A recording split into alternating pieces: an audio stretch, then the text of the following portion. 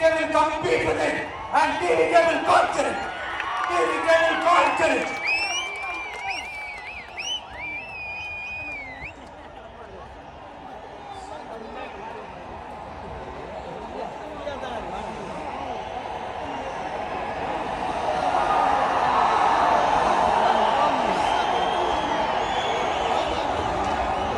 இந்த நேரத்துல நம்ம மனசுல இருக்கிறத மக்கள் கிட்ட சொல்லி ஆகணும். தூத்துக்குடி ஸ்னோலினோட அம்மா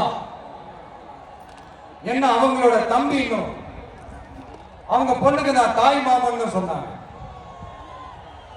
அந்த அக்காவோட குழந்தைக்கு மட்டும் இல்லைங்க, என்ன அண்ணனா தம்பியா நினைக்கிற தமிழ்நாட்டில் இருக்கிற என்னோட எல்லா சகோதரிகளின் குழந்தைகளுக்கும் நான் இன்னைக்கு மட்டும் இல்ல என்னைக்குமே ஒரு தாய் மாமனா தான் இருப்பேன். நீங்க எல்லாரும் என்னுடைய ரத்த உறவு, கூட பிறந்த பரப்பு. என் வீட்டு ரேஷன் கார்டுல வேணா உங்க பேர் இல்லாம இருக்கலாம், உங்க வீட்டு ரேஷன் கார்டுல வேணா என் பேர் இல்லாம இருக்கலாம். ஆனா நாம எல்லாரும் ஒண்ணுதான், உறவுதான். நமக்கு இடையே எந்த அரசியலும் உள்ள நுழையவே முடியாது. என்கிட்ட இருக்க உங்களையும் உங்ககிட்ட இருக்க என்னையும் எந்த சக்தியாலும் பிரிக்கவே முடியாது.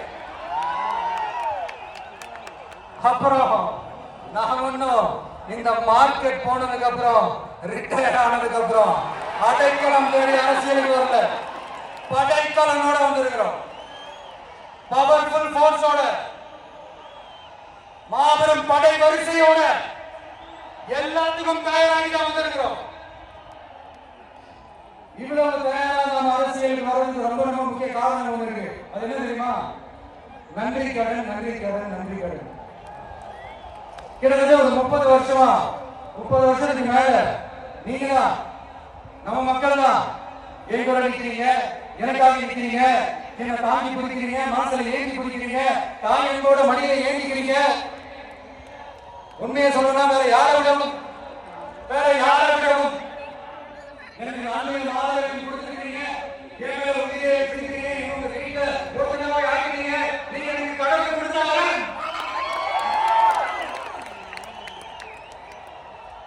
உலகம் பூரா நமக்காக நம்ம கூட நிக்கிற நம்ம மக்களை நான் எப்படி மறப்பேன்? நான் என் லைஃப்ல ரொம்ப உயிரா நினைக்கிறது பெண்களை, குழந்தைகளை, இளைஞர்களை, உழைக்கிற மக்களை தான். இவங்கள தான் நம்மளோட வகையா. இதை பார்த்து நம்மளுடைய எதிரிகளுக்கு பட்டியல் இருக்குது. அதுக்காக நாம என்ன செய்ய முடியும்? அதனால நம்ம உறவுகளை, சொந்தத்தை வகையிலாக யாருக்காகவும் எதுக்காகவும் விட்டு கொடுக்க முடியாது இல்லையா? Here at this moment among this hours gathering, I want to open my heart and say I enjoy people, I respect people, I worship people.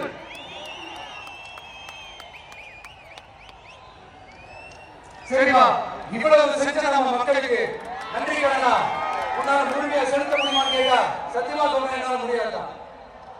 இன்னும் எத்தனை ஜென்மம் எடுத்தாலும் அந்த நன்றி கடனை என்னால தீர்க்கவே முடியாது. அப்புறம் என்ன மாணவர்கள் அணி வந்திருக்காருன்னு கேட்குறீங்க?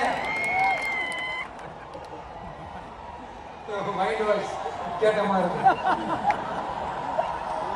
வாழ்நாள் முழுக்க நம்ம மக்களுக்காக ஆதரவா துணையா நிக்கிறது தவிர, அவங்களுக்காக உழைக்கிறது தவிர எனக்கு வேற எந்த எண்ணமும் இல்ல.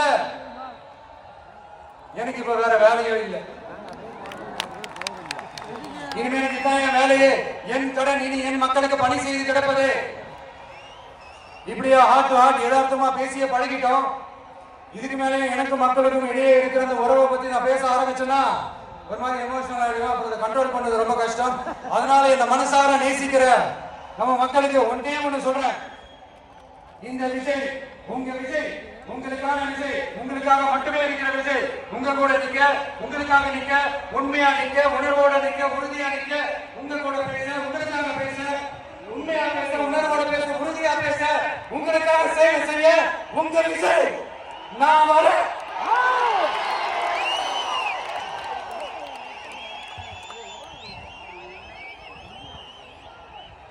சொல்லுங்க முக்கியம், செயல் செயல் செயல் தான் முக்கியம். செய்கிறாங்க சிறப்பா வேணும். காட்சிக்கு வந்தாச்சுமா அது செய்வேன், இது செய்வேன், அது செய்வேன், உருட்டுவேன், புரட்டுவேன், அதெல்லாம் கிடையாது. செய்யறதுக்கு நல்லது செய்யறதுக்கு நல்லது செய்யறதுக்கு மட்டும்தான் இந்த விஷயம். அப்புறம் ஒரு அரசியல் தலைவன் அவன் சினிமாக்காரனா நல்லவனா கெட்டவனா இதெல்லாம் தாண்டி அவன் உண்மையானவனா, அதுதான் ரொம்ப ரொம்ப முக்கியம். இது சம்பந்தமா ஒரு குட்டி கதை சொல்றேன். ஒரு நாட்டுல ஒரு ராஜா தனக்கு பக்கபலமா இருக்கிறதுக்காக கூட துணையா இருக்கிறதுக்காக ஒரு தளபதியை தேடுறாரு. சரியான தகுதிகளோட ஒரு 10 பேர் செலக்ட் ஆகுறாங்க. ஆனா அதுல ஒருத்தர் மட்டும் தான் செலக்ட் பண்ணணும். அதனால அந்த ராஜா என்ன பண்றாருன்னா ஒரு டெஸ்ட் எடுக்கிறாரு. அந்த 10 பேர் கையிலையும் விதைங்கிறத கொடுத்து இதை நல்லா வளர்த்து கொண்டு வாங்க, ஒரு 3 மாசம் கழிச்சு வாங்க சொல்லி அனுப்பி வச்சிருக்காரு. 3 மாசம் கழிச்சு வரும்போது அதுல ஒருத்தர் ஆண் உயரத்துக்கு வளர்த்துருந்தாரு, ஒருத்தர் தோல் உயரத்துக்கு வளர்த்துருந்தாரு. அதுல ஒரு 9 பேர் நல்லா வளர்த்து கொண்டு வந்திருந்தாங்க. ஒருத்தர் மட்டும் வெளுத்துட்டு வந்தாரு. என்னன்னு கேட்டதுக்கு நானும் தண்ணி ஊத்தி ஊத்தி பாக்குறேன், வச்சு பாக்குறேன், வளரவே மாட்டேங்குது ராஜா, என்ன பண்றதுன்னு தெரியலன்னு சொன்னதுக்கு ராஜா அவரை கட்டி அணைச்சிட்டு இனிமே நீதான் என்னுடைய தளபதி, எல்லா அதிகாரமும் உணர்ந்துதான் சொன்னாரு. ஏன்னா அந்த 10 பேர் கையிலையும் ராஜா கொடுத்தது அதிக விதைகள், அது முளைக்கவே முளைக்காது. அந்த 9 திருட்டு பயல என்ன பண்ணிருக்காங்கன்னா வேற விதைகளை வாங்கி அதை வளர்த்துட்டு ராஜாவையும் மக்களையும் ஏமாத்திருக்கிறாங்க. ஆனா இவர் மட்டும் உண்மையை போட்டு உடைச்சிட்டார்.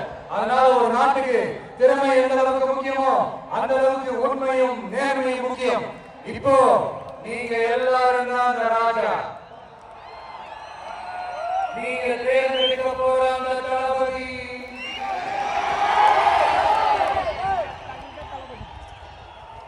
சும்மா சினிமாக்காரன் அம்பேத்கர் அவர்களை தோற்கடிச்சது சினிமாக்காரன் இல்ல, அரசியல்வாதி. காமராஜர் அவர்களை தோற்கடிச்சது இங்க விருதுநகர் பகுதியில் தோற்கடிச்சது சினிமாக்காரன் இல்ல, இன்னொரு அரசியல்வாதி. இன்னைக்கு நம்மளோட வாழ்ந்துட்டு இருக்கிற நல்ல கண்ணாடியாவை தோற்கடிச்சது சினிமாக்காரன் இல்ல, அரசியல்வாதி. இப்படிப்பட்ட நல்ல நல்ல தலைவர்களை எதிர்த்து நின்று தோற்கடிக்கணும்னு அந்த எண்ணத்தை உருவாக்கினது சினிமாக்காரன் இல்ல, அரசியல்வாதி.